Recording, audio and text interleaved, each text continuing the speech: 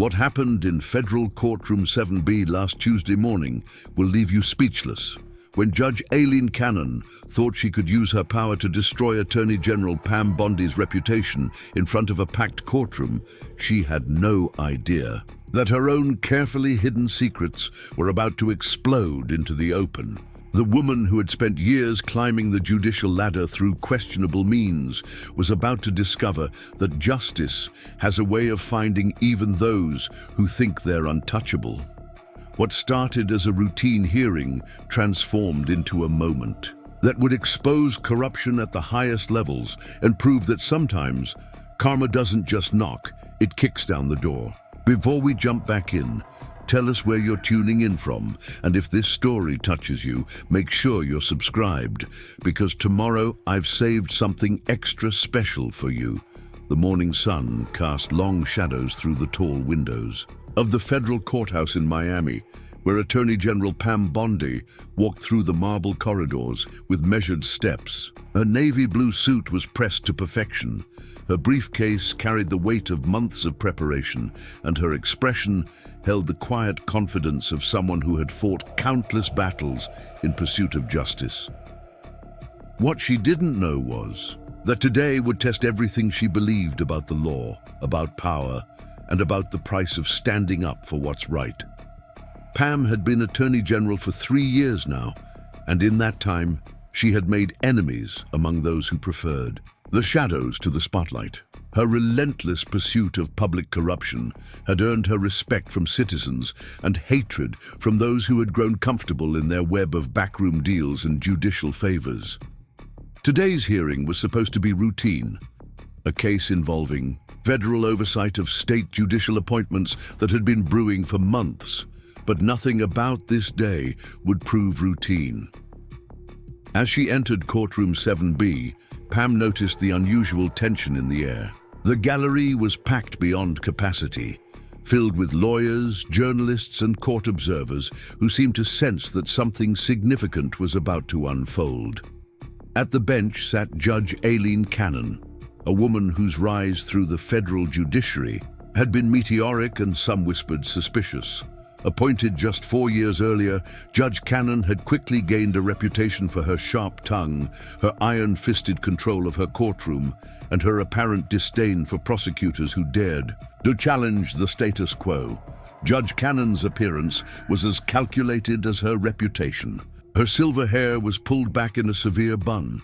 Her black robes seemed to amplify her imposing presence, and her pale blue eyes held a coldness that could silence even the most experienced attorneys.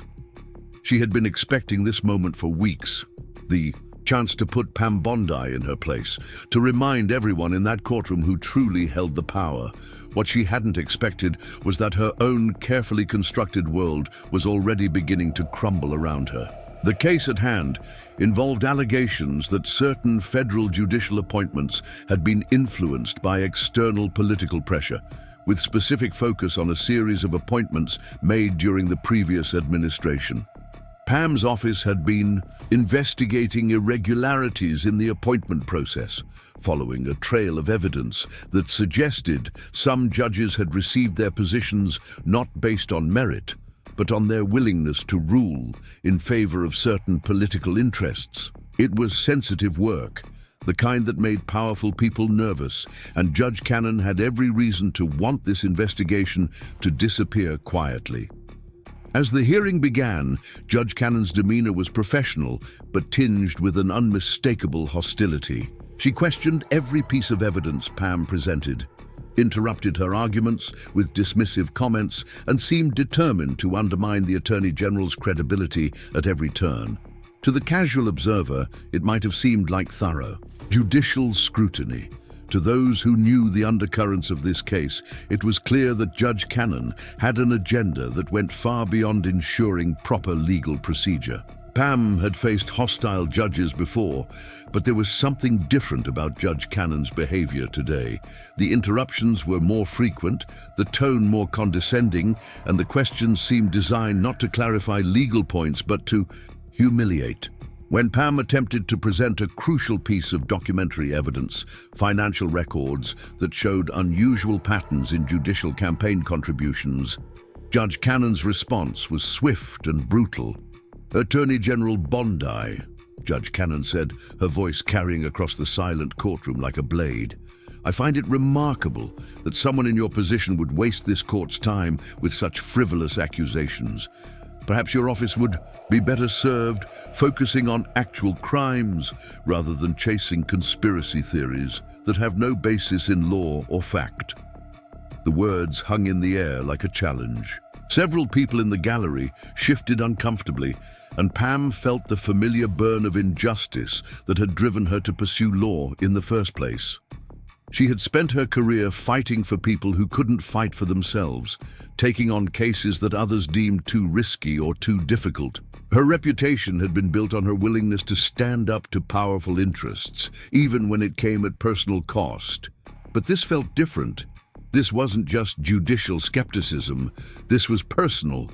Judge Cannon's attacks seemed calculated to destroy not just Pam's case, but her reputation as a competent attorney.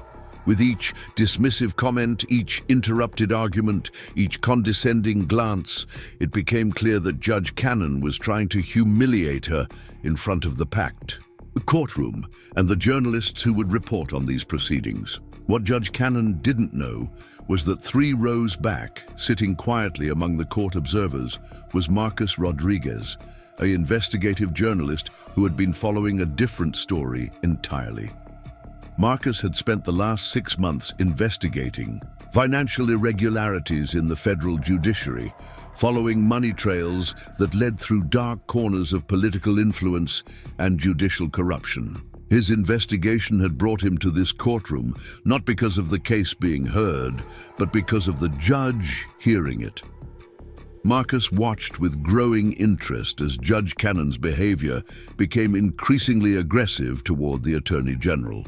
To most observers, it might have seemed like judicial authority asserting itself. To Marcus, who had spent weeks studying Judge Cannon's background, it looked like someone with something to hide, trying desperately to shut down an investigation that was getting too close to the truth.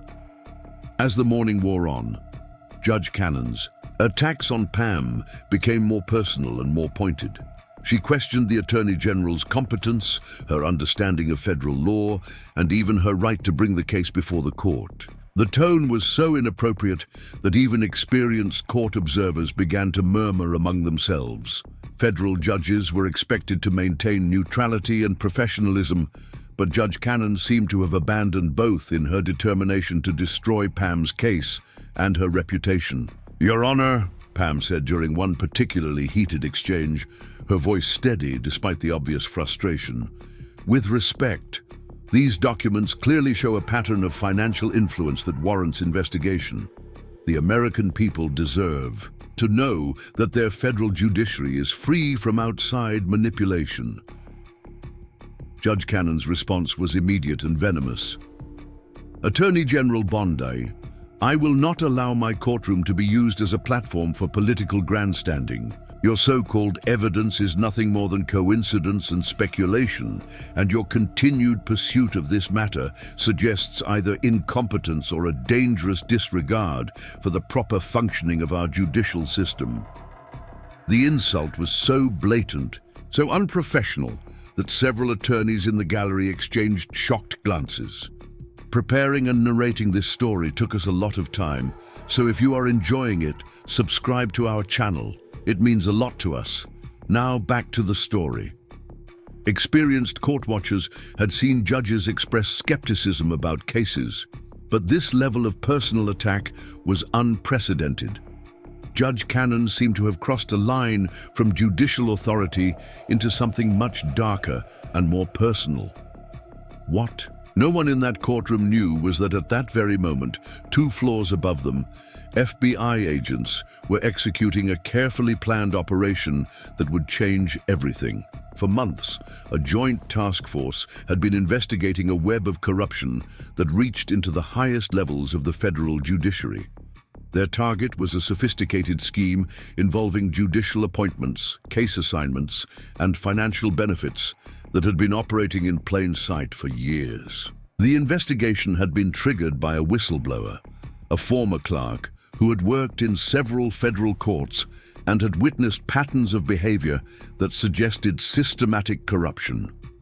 This clerk had seen judges receive lucrative speaking fees from organizations with cases before their courts, had observed case assignments that seemed to favor certain political outcomes, and had noted financial relationships that raised serious questions about judicial independence. Judge Cannon's name had appeared repeatedly in the investigation, not as a peripheral figure, but as what appeared to be a central coordinator of the scheme. The evidence against her was extensive: bank records showing unusual payments, communications with political operatives, and a pattern of rulings that consistently favored the interests of those who had helped secure her appointment to the bench. Back in the courtroom, Pam was presenting her final argument, despite the constant interruptions and hostile treatment from Judge Cannon.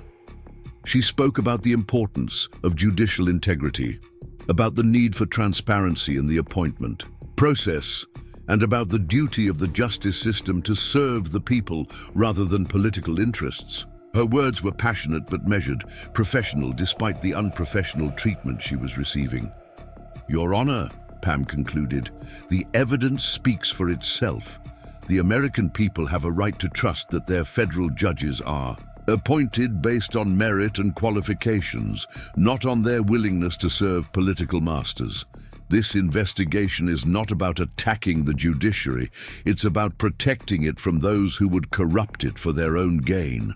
Judge Cannon's face had grown progressively darker throughout Pam's argument, and by the time the Attorney General finished speaking, the judge's composure had almost completely cracked. What should have been a measured judicial response instead came out as a barely controlled tirade. "Attorney General Bondi," Judge Cannon said, her voice now trembling with barely contained rage, "your reckless accusations and unfounded conspiracy theories represent everything that is wrong with politicized law enforcement. You have turned this courtroom into a circus, wasted taxpayer resources on frivolous investigations, and shown a complete disregard for the rule of law. I am seriously considering sanctions against your office for this abuse of the judicial process." The threat of sanctions was serious. It could damage not just Pam's case, but her career and her office's ability to pursue future investigations. Several observers noted that Judge Cannon seemed to have abandoned all pretense of judicial neutrality and was now openly attacking the Attorney General in language that bordered on the vindictive. But as Judge Cannon prepared to continue her assault on Pam's character and competence, something unexpected happened. The courtroom's main doors opened quietly, and 3 men in dark suits entered. They moved with the quiet efficiency of federal agents, and their presence immediately caught the attention of those seated near the back of the courtroom. Marcus Rodriguez recognized them immediately. He had seen these same agents during his investigation into judicial corruption, and their presence here now suggested that his months of research were about to pay off in ways he hadn't anticipated. He quietly reached for his phone, knowing that what was about to unfold would be the story of his career. Judge Cannon, focused entirely on her verbal assault of the Attorney General, didn't notice the new arrivals. She continued her tirade, her voice growing louder and more hostile with each word.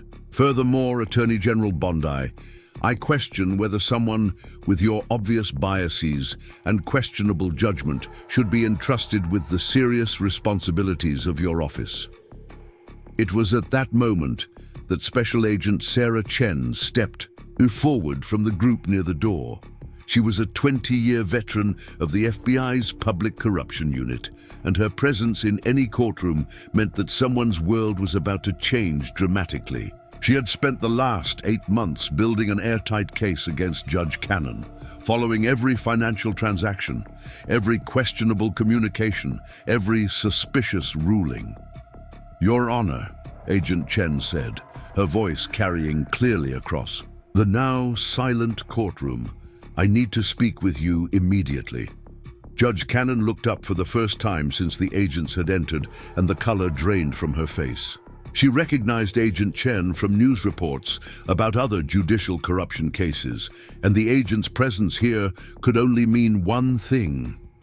The judge's hands began to tremble slightly as she gripped the bench, trying to maintain her composure even as her world began to collapse around her.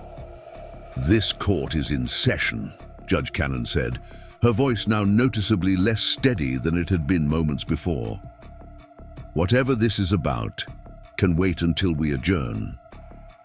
Agent Chen's response was polite but firm. "I'm afraid it cannot wait, Your Honor.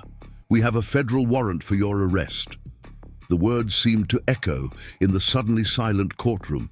Several people in the gallery audibly gasped, and even experienced court reporters looked up from their machines in shock. Judge Aileen Cannon, who had spent the morning trying to humiliate and destroy the Attorney General, was now facing federal charges herself. Pam Bondi stood at the plaintiff's table, her expression carefully neutral despite the dramatic turn of events. She had suspected that Judge Cannon's behavior today was driven by something more than judicial skepticism. But even she hadn't anticipated that federal agents would arrive in the middle of the hearing with an arrest warrant. Judge Cannon's face cycled through a range of emotions: shock, fear, anger, and finally a desperate attempt to reassert her authority. "This is highly irregular," she said, her voice now visibly shaking. "I am a federal judge, and I will not be treated like a common criminal in my own courtroom." Agent Chen stepped closer to the bench, her expression professional but unyielding. "Judge Cannon, you are under arrest for conspiracy to obstruct justice, bribery, and corruption of the judicial process. You have the right to remain silent. You have the right to an attorney. If you cannot afford an attorney, one will be provided for you." No. The Miranda rights being read to a sitting federal judge in her own courtroom was unprecedented in modern American legal history. Journalists in the gallery began frantically typing on their phones, trying to capture every moment of what was clearly going to be front-page news across the country. As Agent Chen continued reading the charges, it became clear that Judge Cannon's corruption was far more extensive than anyone had imagined. The indictment included allegations of taking bribes from political operatives in exchange for favorable rulings, coordinating with outside interests to influence case assignments, and using her position to obstruct investigations into judicial misconduct.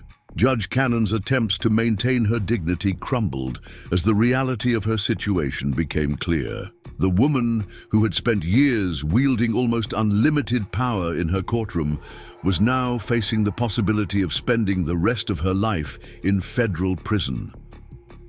Her hands shook visibly as Agent Chen and her colleagues approached the bench. "This is a mistake," Judge Cannon said, her voice now barely above a whisper. "I am a respected member of the federal judiciary. I have served this country faithfully for years." Agent Chen's response was matter-of-fact. "Judge Cannon, the evidence against you is overwhelming. Bank records, communications, witness testimony. We have documented years of corrupt behavior. The investigation that Attorney General Bondi was presenting today was just the tip of the iceberg." The irony was not lost on anyone in the courtroom. Judge Cannon had spent the morning attacking Pam Bondi's investigation as frivolous and unfounded, only to discover that her own criminal behavior had been under federal investigation for months. The case she had tried so desperately to dismiss was apparently just one part of a much larger investigation that had already gathered enough evidence to secure her arrest. As the agents moved to escort Judge Cannon from the bench, she made one final attempt to assert her authority. "I demand to know who authorized this arrest. I demand to speak to someone in authority." Agent Chen's response was clinical in its precision. The arrest warrant was signed by Chief Judge Patricia Williams of the Southern District of Florida, based on evidence gathered during a joint investigation by the FBI, the Department of Justice, and the Inspector General's office. The decision to execute the warrant today was made when we learned that you were attempting to obstruct the investigation currently being presented by Attorney General Bondi. The revelation that Judge Cannon's own chief judge had authorized her arrest added another layer of humiliation to an already devastating situation. It meant that the judicial leadership had reviewed the evidence against her and found it credible enough to warrant immediate action. As Judge Cannon was led away from the bench in handcuffs, the courtroom remained in stunned silence. The woman, who had entered that morning with absolute power and confidence, was now just another defendant in the federal criminal justice system. Her black robes, which had symbolized judicial authority and respect, now seemed like a costume from a play that had ended badly. Pam Bondi watched the proceedings with the careful expression of someone who understood the gravity of what was happening. She had dedicated her career to fighting corruption and ensuring that justice was applied equally, regardless of someone's position or power. Seeing a corrupt judge finally held accountable was vindication of everything she had worked for, but she took no pleasure in the personal destruction of another human being. As the courtroom doors closed behind Judge Cannon and her FBI escorts, Pam gathered her papers and prepared to leave. The case she had come to present was now moot. The evidence she had been trying to introduce was apparently just a small part of a much larger investigation that had been proceeding in secret for months. Marcus Rodriguez, the investigative journalist who had been watching the proceedings, approached Pam as she prepared to leave the courtroom. His months of research into judicial corruption had prepared him for this moment, but seeing it unfold in real time was still shocking. "Attorney General Bondi," Marcus said, his voice respectful but urgent. "Would you be willing to comment on what just happened here today?" Pam paused and considered her response carefully. As a prosecutor, she understood the importance of letting the legal process work without interference from public officials. But as someone who had just been publicly attacked and humiliated by a judge who turned out to be corrupt, she also understood the broader implications of what had just occurred. The events of today demonstrate that no one in our system of government is above the law, Pam said finally. Not prosecutors, not politicians, and not judges. The American people deserve a judicial system they can trust, and that means holding everyone accountable when they violate that trust. As Pam left the courthouse, she reflected on the morning's events. She had come to court expecting to face a hostile judge and a difficult legal battle. She was leaving with the knowledge that her investigation had been part of something much larger, a systematic effort to root out corruption that had infected the highest levels of the federal judiciary. The story of Judge Cannon's arrest would dominate news coverage for days, but for Pam, it represented something more fundamental. It was proof that the system could still work, that justice could still prevail, and that those who tried to use their power to silence investigations and intimidate prosecutors would ultimately face the consequences of their actions. The irony of the situation was profound.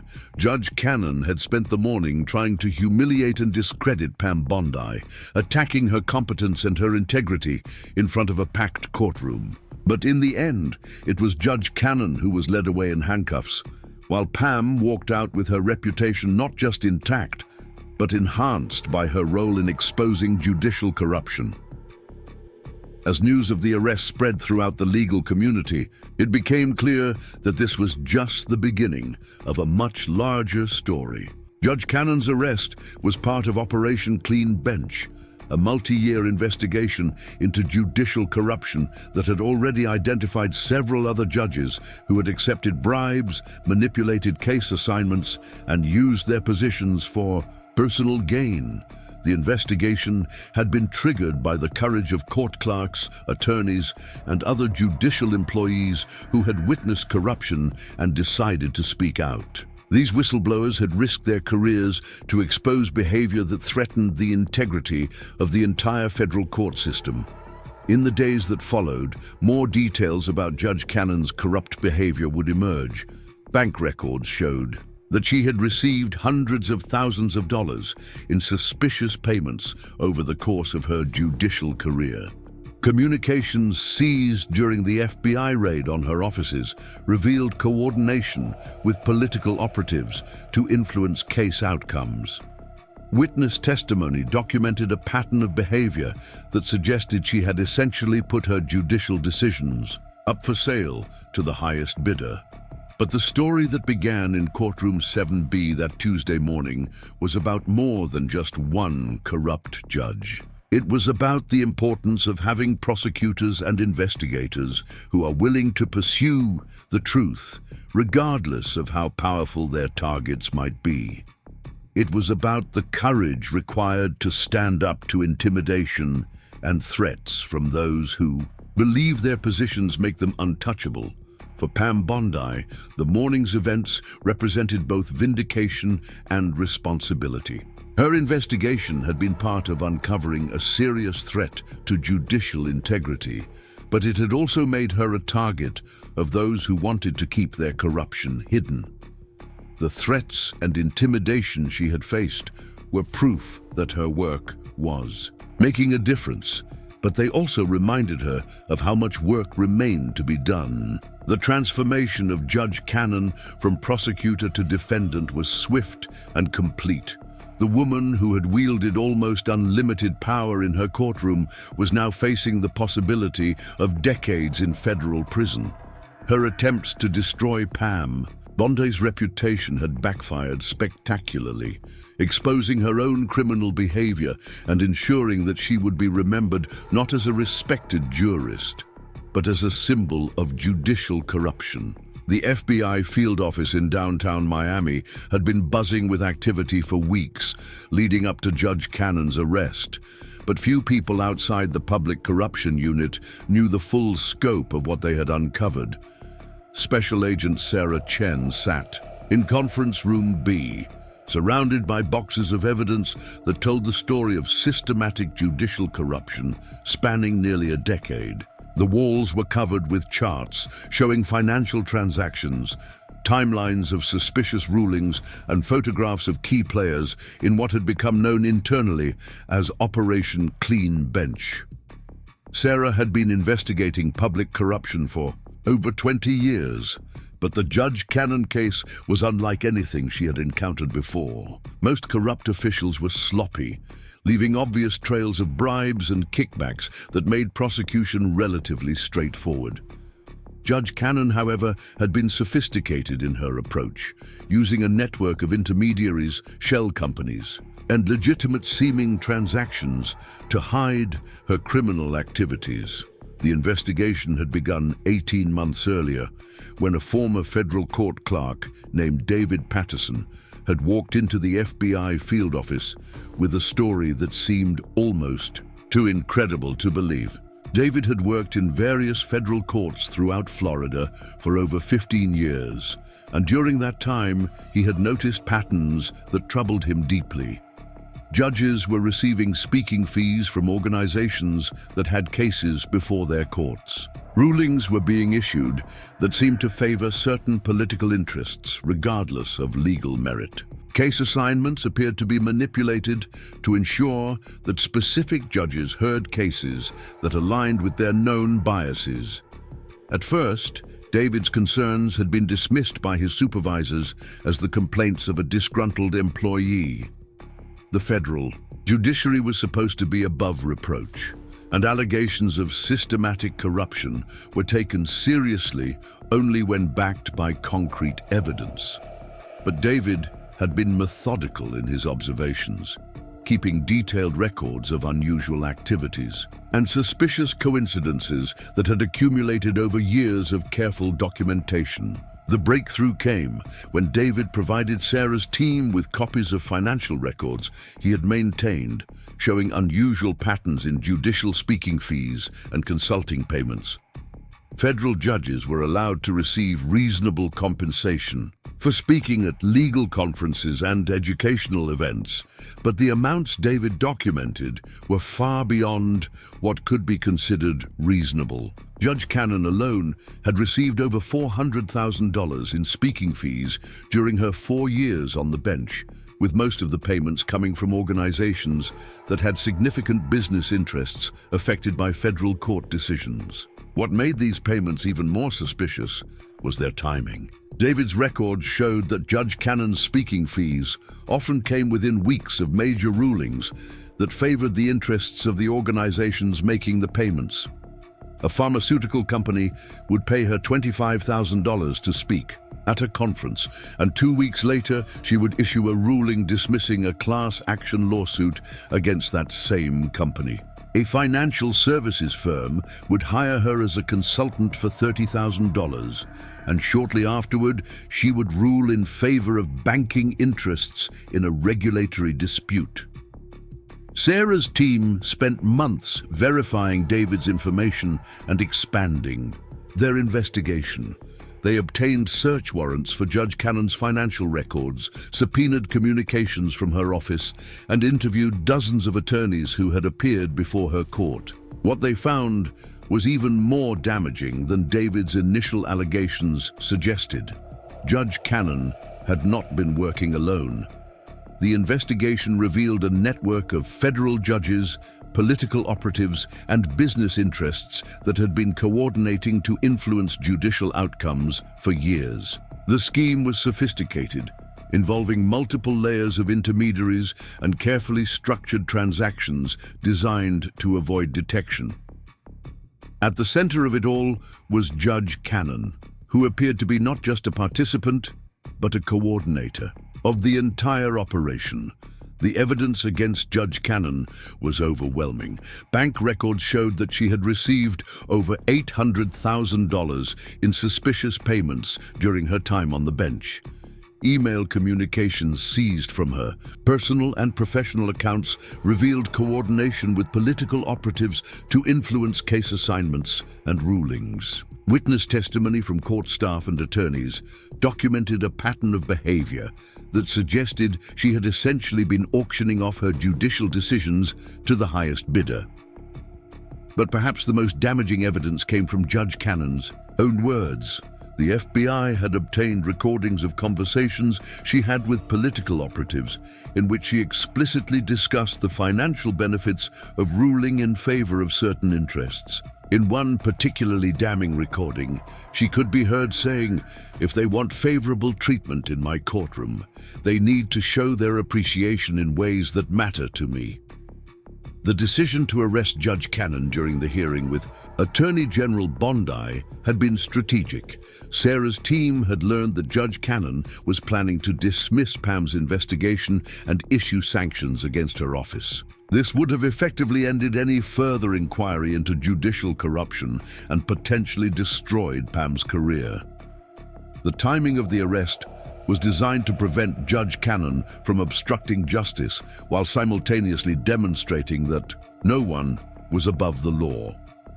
As Sarah reviewed the evidence one more time before the press conference that would detail the charges against Judge Cannon, she reflected on how the case had developed. The investigation had grown far beyond what anyone had initially imagined, ultimately encompassing not just Judge Cannon, but several other federal judges, numerous political operatives, and a network of businesses and organizations that had been systematically corrupting the federal judiciary.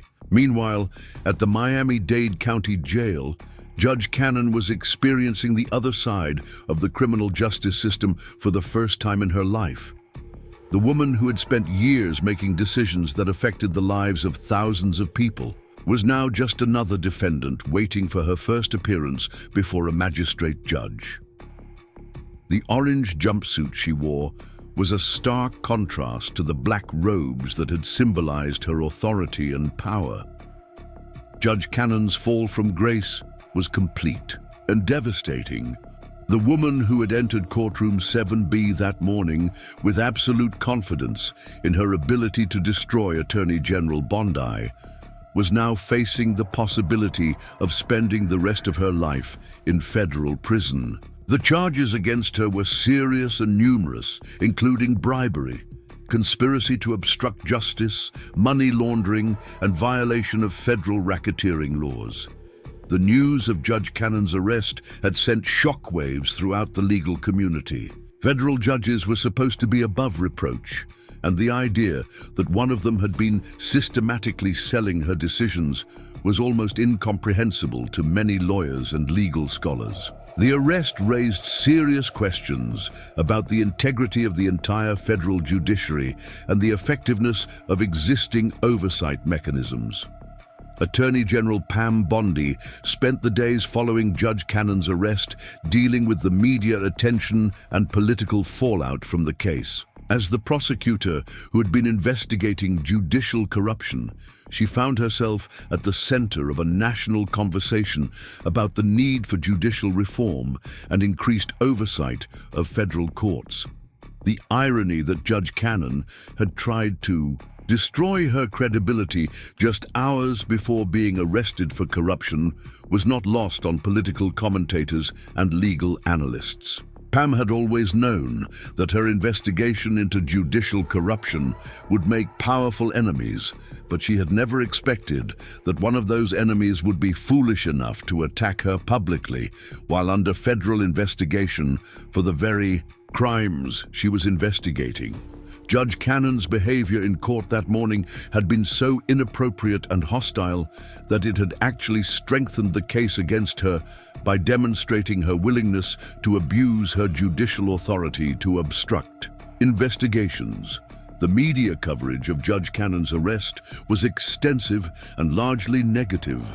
Editorial writers across the country expressed outrage at the corruption that had been uncovered, while legal experts debated the implications for other cases that Judge Cannon had heard during her time on the bench. The possibility that her corrupt influence had affected dozens or even hundreds of cases raised serious questions about the need to review her entire judicial record. As the investigation continued, more details about the scope of Judge Cannon's corruption emerged.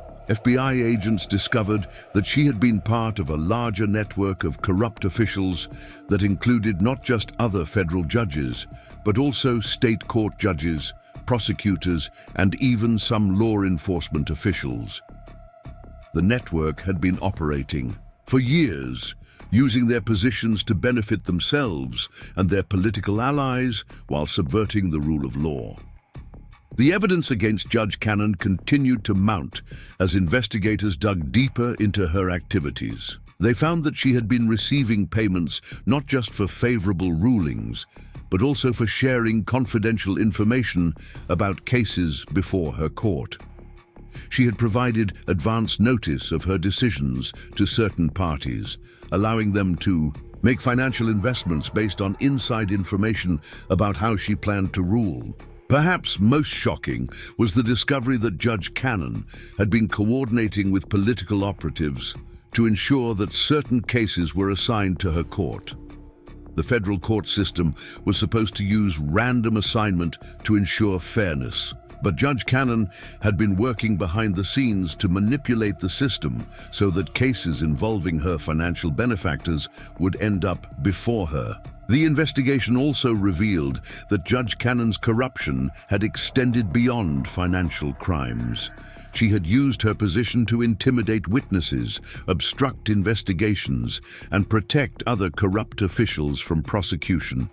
Her attack on Attorney General Bondi in court that morning had been just the latest example of her willingness to abuse her judicial authority to protect herself and her criminal associates. As news of the broader corruption network emerged, other federal judges began to come under scrutiny. The FBI announced that Operation Clean Bench was ongoing and that additional arrests were likely. The legal community was in turmoil as lawyers, And judges who had thought they were above suspicion found themselves under investigation for their roles in the corruption scheme. The impact on the federal court system was immediate and severe. Public confidence in the judiciary plummeted as details of the corruption became public. Legal scholars called for comprehensive reform of the judicial appointment process and increased oversight of federal judges. Some even suggested that Judge Cannon's entire judicial record should be reviewed and that cases she had decided corruptly should be reopened and reheard by honest judges. For Attorney General Pam Bondi, the vindication was both personal and professional. Her investigation had been validated in the most dramatic way possible, and her reputation as a fearless prosecutor who was willing to take on powerful interests had been enhanced. But she also understood that the corruption uncovered in Operation Clean Bench represented just the tip of the iceberg. There was much more work to be done to root out corruption and restore integrity to the judicial system. The morning after Judge Cannon's arrest, Pam held a press conference to address the charges and their implications. Standing at the podium in the Department of Justice press room, she spoke about the importance of judicial integrity and the need for accountability at all levels of government. The arrest of Judge Cannon demonstrates that no one is above the law, Pam said, her voice steady and confident. For too long, certain individuals have believed that their positions of power made them untouchable. Yesterday's events prove that belief to be false. The American people deserve a judicial system they can trust, and we will continue to work tirelessly to ensure that those who violate that trust are held accountable. The questions from reporters were intense and pointed. They wanted to know how widespread the corruption was, whether other judges were under investigation, and what steps were being taken to prevent similar corruption in the future. Pam answered each question carefully, balancing the need for transparency with the requirements of ongoing investigations. One reporter asked about Judge Cannon's behavior in court the previous day, and whether her attacks on Pam had been motivated by her knowledge of the impending arrest. Pam's response was measured but revealing. Judge Cannon's conduct in court yesterday was highly inappropriate and unprofessional, Pam said. Federal judges are expected to maintain neutrality and treat all parties with respect. Her behavior suggested someone who was more concerned with protecting herself than with ensuring justice. The timing of her attacks, coming just hours before her arrest, speaks for itself. Another reporter asked about the broader implications of the case and whether it represented a systemic problem within the federal judiciary. Pam's answer was both reassuring and sobering. The vast majority of federal judges are honest, dedicated, public servants who take their responsibilities seriously, she said. But the corruption we have uncovered in this case is serious and extensive. It involves not just Judge Cannon, but a network of individuals who have been subverting the rule of law for their own benefit. We are committed to identifying all participants in this scheme and holding them accountable. As the press conference concluded, Pam reflected on how much her life had changed in just 24 hours. The previous morning, she had been preparing for what she expected to be a difficult but routine court hearing. She had known that Judge Cannon would be hostile, but she had not anticipated the level of personal attack she would face. Now, less than a day later, Judge Cannon was in federal custody, and Pam was being hailed as a hero for her role in exposing judicial corruption. But Pam knew that the real work was just beginning. Judge Cannon's arrest was significant, but it was only the first step in what would likely be a long and complex process of identifying and prosecuting all members of the corruption network. The investigation would require months or even years of additional work, and there would undoubtedly be attempts by other corrupt officials to cover their tracks and escape accountability. The evidence against Judge Cannon continued to grow as investigators expanded their search. Financial forensics experts working with the FBI had traced the money trail back several years, discovering a sophisticated system of shell companies and offshore accounts that Judge Cannon had used to hide her corrupt payments. The scheme was so elaborate that it suggested she had been planning it for years, possibly even before she was appointed to the federal bench. One of the most disturbing discoveries was evidence that Judge Cannon had been selling not just favorable rulings, but also sensitive information about federal investigations. Prosecutors found communications in which she had provided advance warning to targets of federal investigations, allowing them to destroy evidence or flee the country before arrest warrants could be executed. This obstruction of justice had potentially allowed serious criminals to escape prosecution and continue their illegal activities. The investigation also revealed that Judge Cannon's corruption had affected cases involving national security. She had received payments from foreign interests in exchange for favorable treatment of cases involving international business disputes and immigration matters. The possibility that a federal judge had been influenced by foreign money raised serious concerns about national security and the integrity of the federal court system. As investigators dug deeper into Judge Cannon's activities, they discovered that her corruption had extended to her personal staff as well. Several court clerks and administrative personnel had been involved in the scheme, helping to coordinate payments and communications with Judge Cannon's criminal associates. These staff members were now facing their own federal charges for their roles in the corruption. The scope of the investigation continued to expand as new evidence emerged. FBI agents were now looking at dozens of cases that Judge Cannon had heard during her time on the bench, searching for evidence of corrupt influence. Legal experts estimated that hundreds of cases might need to be reviewed and potentially reheard if evidence of corruption was found. The impact on the legal community was profound. Law firms that had appeared before Judge Cannon were now under scrutiny to determine whether they had been aware of her corruption or had participated in it. Several prominent attorneys had already been questioned by FBI agents, and some were facing the possibility of criminal charges themselves. The bar associations in Florida and across the country were grappling with the implications of the case. The idea that a federal judge could be systematically corrupt for years without detection raised serious questions about the effectiveness of existing oversight mechanisms. Legal ethics experts were calling for new rules and procedures to prevent similar corruption in the future. For the victims of Judge Cannon's corruption, the arrest brought both vindication and frustration. Individuals and organizations who had lost cases before her court were now questioning whether those outcomes had been the result of legal merit or corrupt influence. Some were already preparing to file motions to have their cases reheard, arguing that they had been denied due process by a corrupt judge.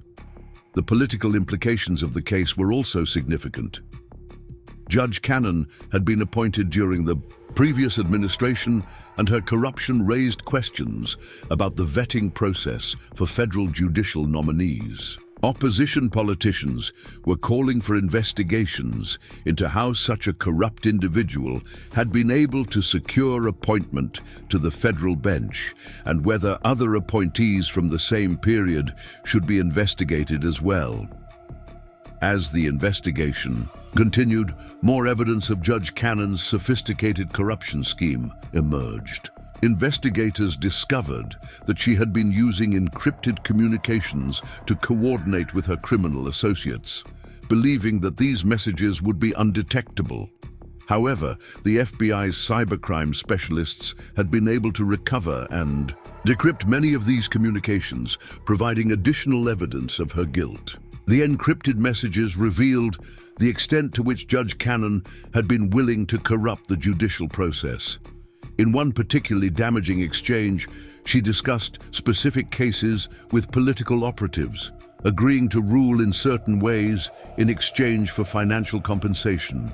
The messages showed a level of premeditation and calculation that made her crimes even more serious. Attorney General Pam Bondi continued to oversee the expanding investigation while dealing with the political and media attention that the case had generated. She understood that the prosecution of Judge Cannon would be closely watched by the legal community and the general public, and that the outcome would have significant implications for public confidence in the judicial system.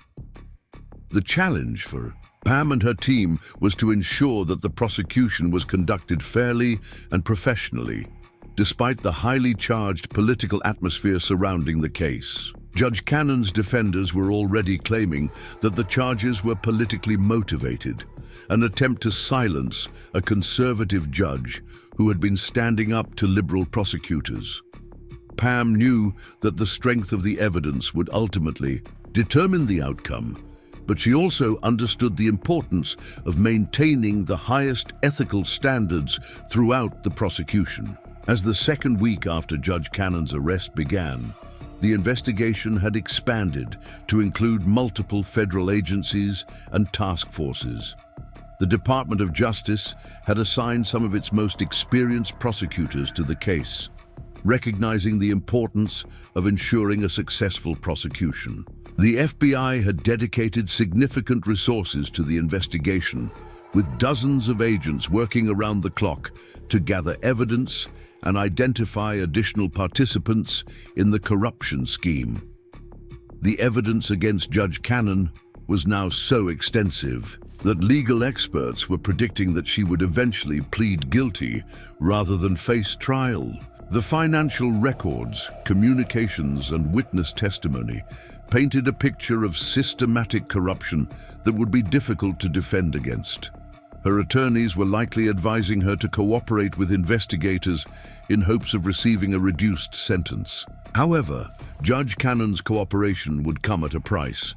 Prosecutors would expect her to provide information about other participants in the corruption network, including other judges, politicians, and business leaders who had been involved in the scheme. This information could lead to additional arrests and prosecutions, further expanding the scope of Operation Clean Bench. The case had also attracted international attention, with foreign news organizations covering the story as an example of corruption in the American judicial system. Legal experts from other countries were studying the case to understand how such extensive corruption could have gone undetected for so long, and what lessons could be learned to prevent similar problems in their own systems. For Attorney General Pam Bondi, the case represented both the pinnacle of her career and a sobering reminder of the challenges facing the American justice system. Her investigation had exposed serious corruption at the highest levels of the federal judiciary, but it had also revealed the extent to which the system could be subverted by those willing to abuse their positions of trust. As she prepared for the long legal battle ahead, Pam reflected on the events that had brought her to this point. The investigation that had led to Judge Cannon's arrest had begun with routine concerns about judicial ethics, but it had evolved into something much larger and more significant. The corruption that had been uncovered threatened the very foundations of the American legal system, and addressing it would require sustained effort and commitment from prosecutors, investigators, and judicial reformers. The story of Judge Cannon's corruption was far from over. Her arrest was just the beginning of what would likely be a lengthy legal process involving multiple defendants and complex financial crimes. But for Pam Bondi and the other dedicated public servants working on the case, the arrest represented proof that the system could still work, that corruption could still be exposed and punished, and that no one was truly above the law. 6 months after Judge Aileen Cannon's dramatic arrest in her own courtroom, the federal courthouse in Miami had become the epicenter of one of the most significant judicial corruption trials in American history.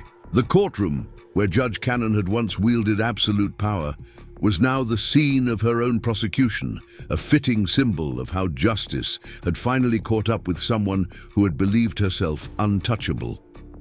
The trial had captivated the nation, drawing legal experts, journalists, and concerned citizens who wanted to understand how such extensive corruption could have infected the federal judiciary. Every day brought new revelations about the scope of Judge Cannon's criminal enterprise and the sophisticated methods she had used to hide her activities from oversight. Special Prosecutor Maria Santos had been appointed to handle the case, bringing with her a reputation for successfully prosecuting complex white-collar crimes. Her opening statement had laid out the government's case in devastating detail, describing how Judge Cannon had essentially transformed her courtroom into a marketplace, where justice was auctioned to the highest bidder. The evidence presented during the trial was overwhelming. Financial experts testified about the elaborate network of shell companies and offshore accounts that Judge Cannon had used to hide her corrupt payments. FBI agents detailed the months of surveillance and investigation that had uncovered her criminal activities. Former court staff members, granted immunity in exchange for their testimony, described the culture of corruption that had pervaded Judge Cannon's chambers. Perhaps the most damaging testimony came from David Patterson, the former court clerk whose courage had initiated the entire investigation. David took the stand with quiet dignity, describing years of observing suspicious activities and finally finding the strength to report what he had seen. His testimony was particularly powerful because it demonstrated how one person's willingness to speak truth to power could bring down an entire criminal enterprise. During cross-examination, Judge Cannon's defense attorneys tried to portray David as a disgruntled employee seeking revenge against the judicial system. But their efforts backfired when David calmly explained that reporting corruption had cost him his career and subjected him to threats and intimidation from Judge Cannon's associates. His obvious integrity and genuine concern for judicial ethics made him a compelling witness for the prosecution.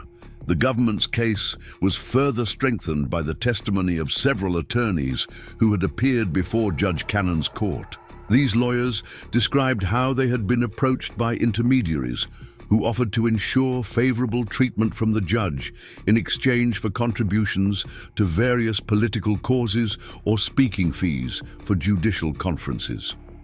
Some attorneys had refused these offers, while others had succumbed to the pressure and participated in the corruption scheme. One particularly memorable witness was Rebecca Martinez, a young public defender who had represented indigent clients in Judge Cannon's court. Rebecca testified about how she had noticed that her clients consistently received harsher sentences than those represented by attorneys from certain high-profile law firms.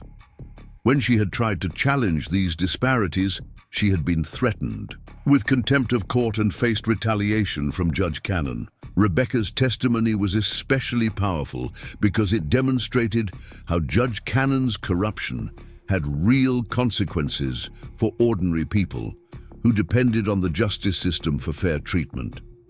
Her willingness to sell favorable outcomes to wealthy defendants while imposing harsh penalties on those who couldn't afford to pay bribes represented a fundamental betrayal of judicial ethics and constitutional principles. The prosecution also presented evidence of Judge Cannon's attempts to obstruct the investigation once she became aware that she was under scrutiny. Recorded phone conversations revealed her coordinating with other corrupt officials to destroy evidence and intimidate witnesses. Her behavior during Attorney General Pam Bondi's hearing was presented as a final, desperate attempt to use her judicial authority to shut down the investigation that was closing in on her. Throughout the trial, Judge Cannon sat at the defendant's table with her team of expensive defense attorneys, a stark contrast to the powerful figure she had once been. The woman who had once commanded absolute respect in her courtroom was now just another defendant hoping to avoid conviction and imprisonment. Her transformation from judge to criminal defendant served as a powerful reminder that no one was above the law. The defense strategy focused on attempting to minimize Judge Cannon's culpability by portraying her as a victim of a corrupt system that had pressured her to participate in unethical activities. Her attorneys argued that the payments she had received were legitimate speaking fees and consulting arrangements, not bribes for favorable judicial decisions. They claimed that the government was criminalizing normal judicial activities and attempting to destroy her reputation based on circumstantial evidence. However, the defense case was severely undermined by the extensive documentary evidence and recorded conversations that clearly showed Judge Cannon's criminal intent. The prosecution had recordings of her explicitly discussing the exchange of money for favorable rulings, making it impossible to characterize her activities as innocent judicial business. The most dramatic moment of the trial came when Judge Cannon herself took the stand in her own defense. Against the advice of her attorneys, she insisted on testifying, apparently believing that she could convince the jury of her innocence through the force of her personality and judicial experience. Her testimony was a disaster. Under direct examination by her own attorneys, Judge Cannon appeared arrogant and unrepentant, showing little recognition of the seriousness of the charges against her. She attempted to justify her actions by claiming that the judicial system was underfunded and that judges deserved additional compensation for their important work. When cross-examined by Special Prosecutor Santos, Judge Cannon's composure completely cracked. Faced with her own recorded statements and financial records, she became defensive and hostile, displaying the same temperament that had been evident during her confrontation with Attorney General Bondi. Her inability to provide credible explanations for the evidence against her only strengthened the prosecution's case. The trial also featured testimony from other members of the corruption network who had agreed to cooperate with the government in exchange for reduced sentences. These witnesses described in detail how Judge Cannon had recruited them into the scheme and coordinated their activities to maximize the corrupt benefits while minimizing the risk of detection.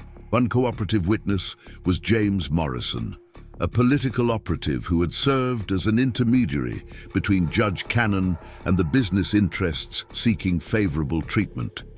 Morrison testified about elaborate meetings where judicial decisions were essentially negotiated like business deals, with Judge Cannon's ruling going to whoever offered the most attractive compensation package. Morrison's testimony revealed the industrial scale of Judge Cannon's corruption. Over her 4 years on the bench, she had received corrupt payments in connection with dozens of cases, affecting everything from environmental regulations to financial fraud prosecutions. The scope of her criminal activities was so extensive that prosecutors estimated she had corrupted the outcomes of over 200 federal cases. The trial also exposed the broader network of corruption that had enabled Judge Cannon's activities. Several other federal judges were implicated in the scheme, leading to additional investigations and prosecutions. The revelation that judicial corruption had been so widespread shocked the legal community and prompted calls for comprehensive reform of the federal judiciary. Attorney General Pam Bondi testified during the trial about her investigation into judicial corruption and her encounter with Judge Cannon in court.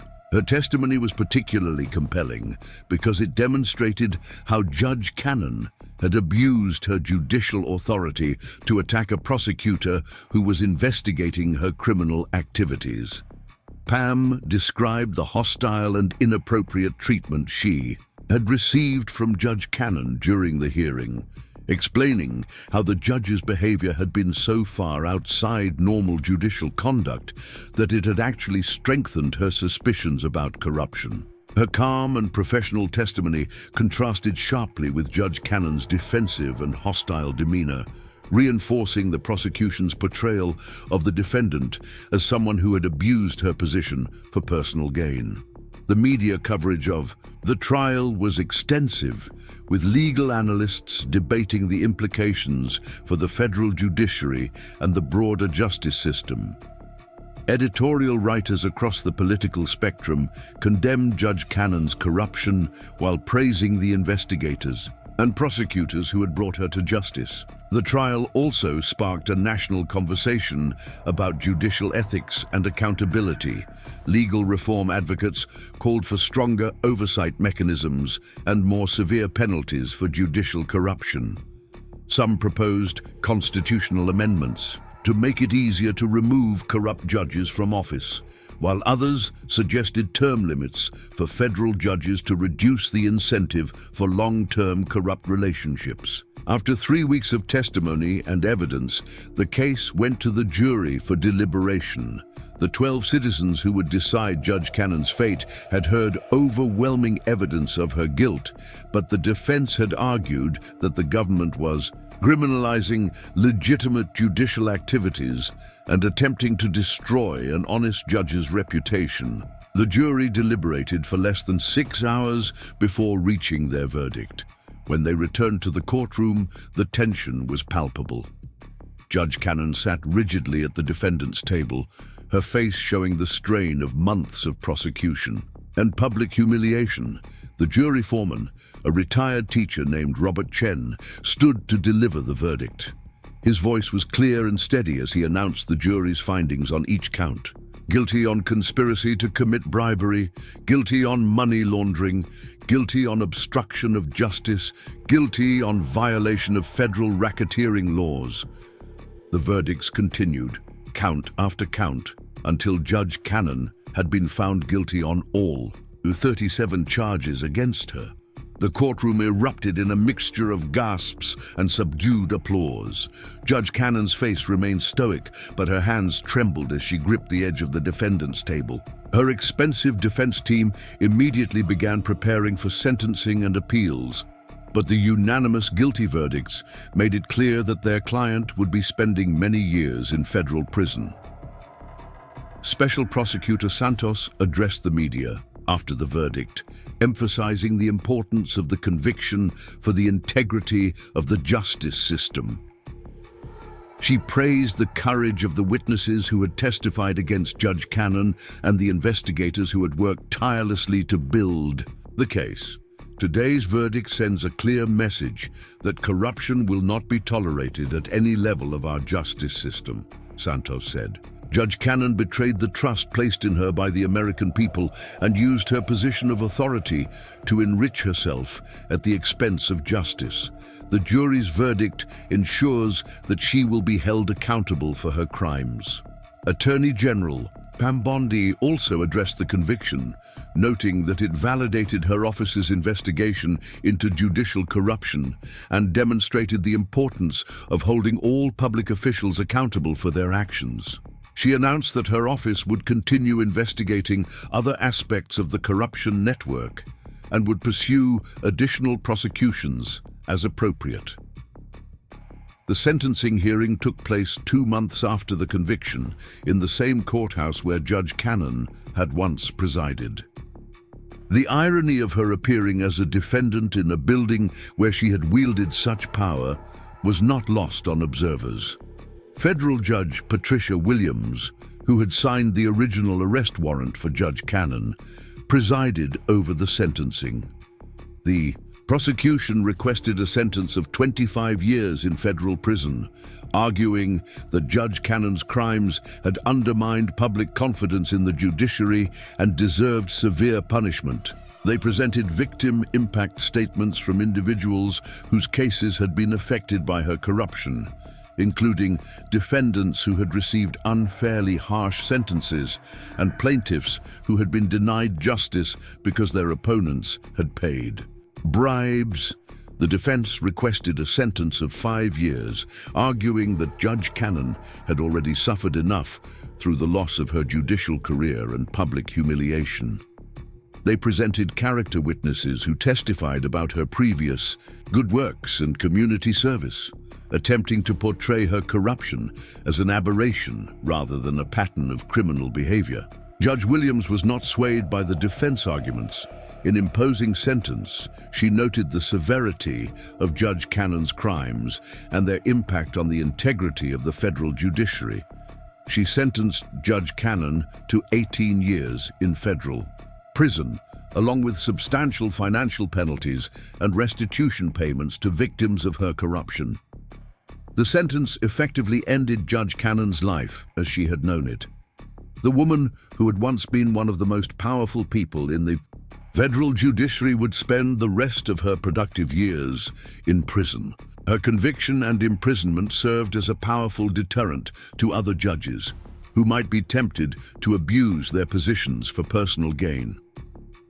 The impact of Judge Cannon's conviction extended far beyond her individual case. Her prosecution led to a comprehensive review of the federal judicial system and the implementation of new oversight mechanisms designed to prevent future corruption. Ethics training for federal judges was expanded and strengthened, and new reporting requirements were implemented to ensure greater transparency in judicial activities.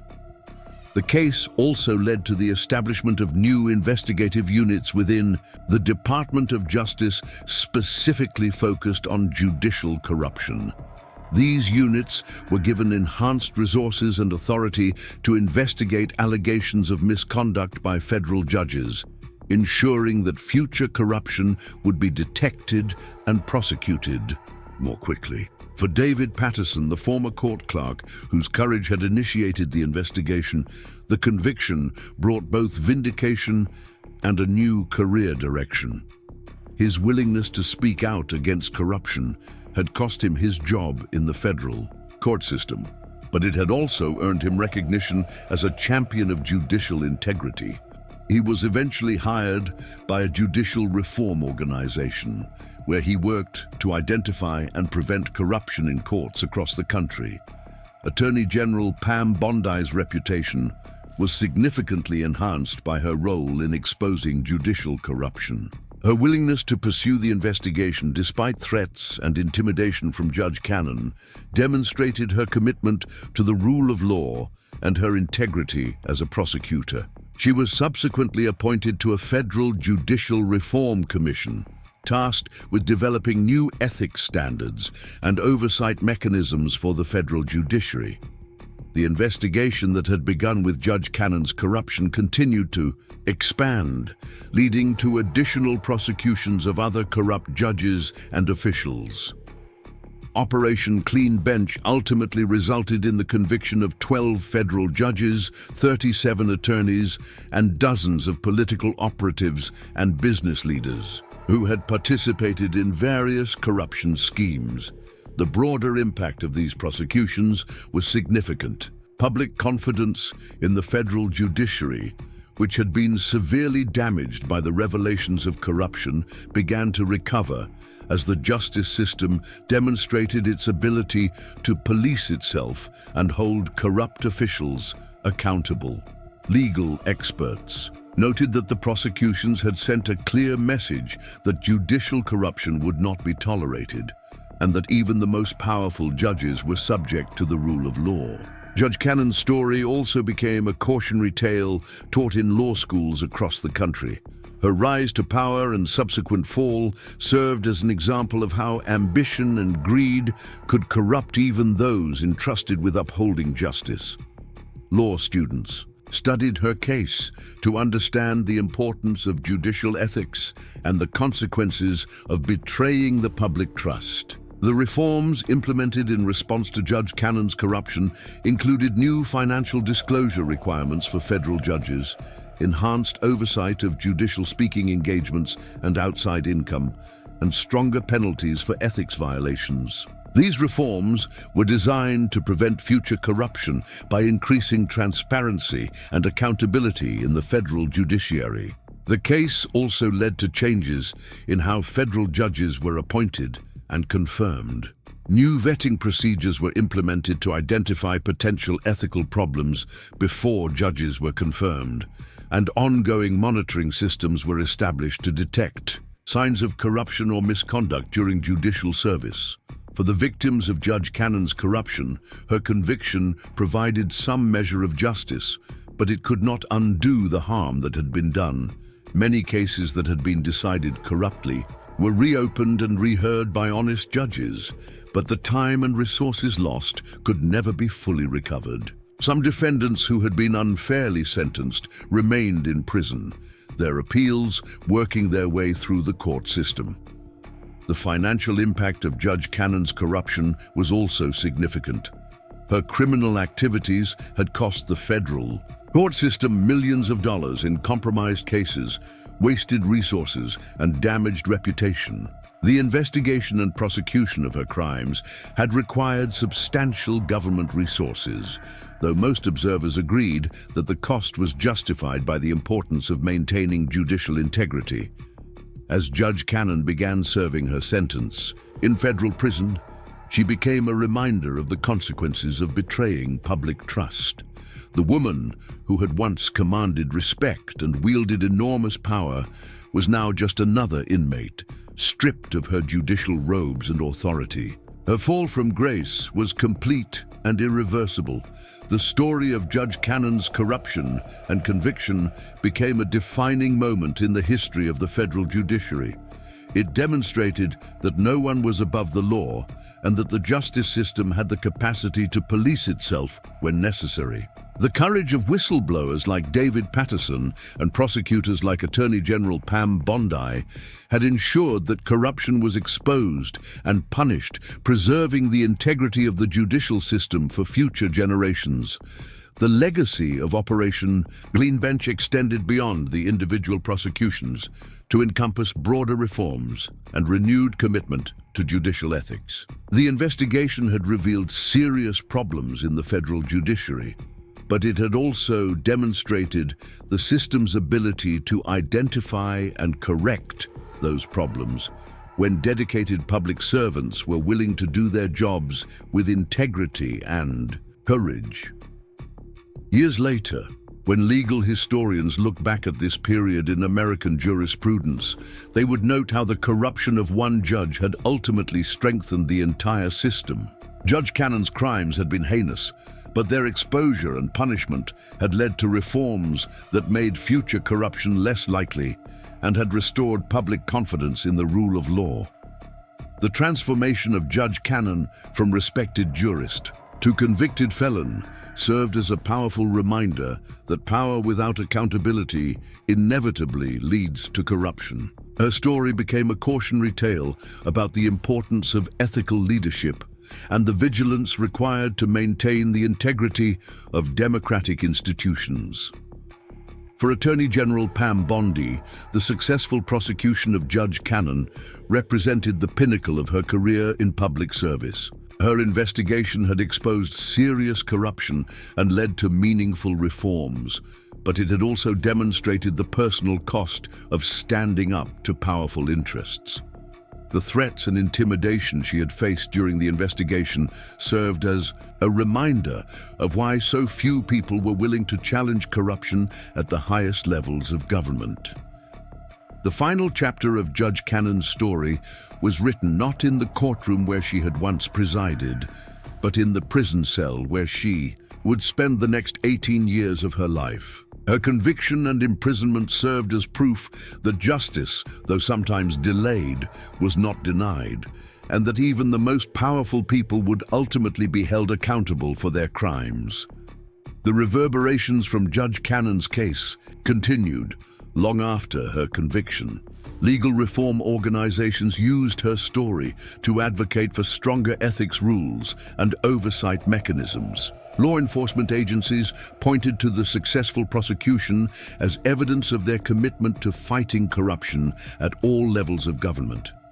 And judicial educators used her fall as an example of how power could corrupt even those who were supposed to be the guardians of justice. The courage of those who had exposed Judge Cannon's corruption, from David Patterson, who first reported suspicious activities to Attorney General Pam Bondi, who pursued the investigation despite threats and intimidation, became an inspiration for other public servants facing similar ethical dilemmas. Their willingness to risk their careers and personal safety to uphold the rule of law demonstrated that individual integrity could triumph over institutional corruption.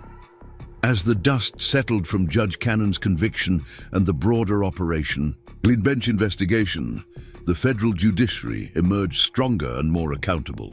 The reforms implemented in response to the corruption scandal had made it more difficult for future judges to abuse their positions, while the successful prosecutions had sent a clear message that such abuse would not be tolerated. The story of Judge Aileen Cannon's rise and fall would be remembered as a cautionary tale about the corrupting influence of power and the importance of institutional accountability. Her transformation from respected judge to convicted felon served as a reminder that the price of freedom is eternal vigilance, and that democratic institutions are only as strong as the people who are willing to defend them against corruption and abuse. Up next, you've got two more standout stories right on your screen. If this one hit the mark, you won't want to pass these up. Just click and check them out.